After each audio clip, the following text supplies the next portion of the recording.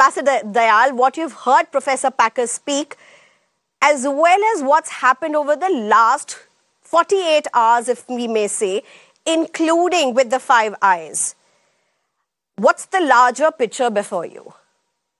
Well, first of all, Sneha, when you referred to me as Professor Dayal, you were not off target, because before joining the Foreign Service, in fact, I was a professor and I was teaching political science. Now, you referred to the Five Eyes. The United States, UK, Australia, New Zealand, they have all said that India should cooperate with Canada in regard to the investigation. India is, in fact, cooperating.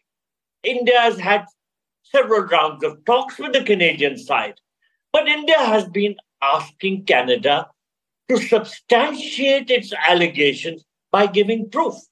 Now, the Canadians say we have given proof, India is not doing anything. The fact of the matter is the government of India is on record as saying that the Canadian side has not furnished any proof whatsoever. Now, you also referred to matters which are being investigated in the United States. The United States has given what it thinks is evidence, and it wanted India to investigate that. India has looked into the matter, it has some findings, and that is why an Indian team was visiting the United States to discuss the allegations which were made in the report sent by the United States to India. So the two cases are different. The United States actually gave some evidence to substantiate its allegations. Canada has not done so. Now, let me mention that you were showing on your screen this man, Pannun. And he is a designated terrorist. The fact that he was given space within Canada to speak on Canadian television, on the official channel, shows what we have been saying all along, that Canada has become a hotbed for anti-India activities by extremist Sikhs. And these extremist Sikhs are openly calling for the breakup of India and for the creation of Khalistani. They have attacked the Indian High Commission in Ottawa. They have issued threats to the Hindu community.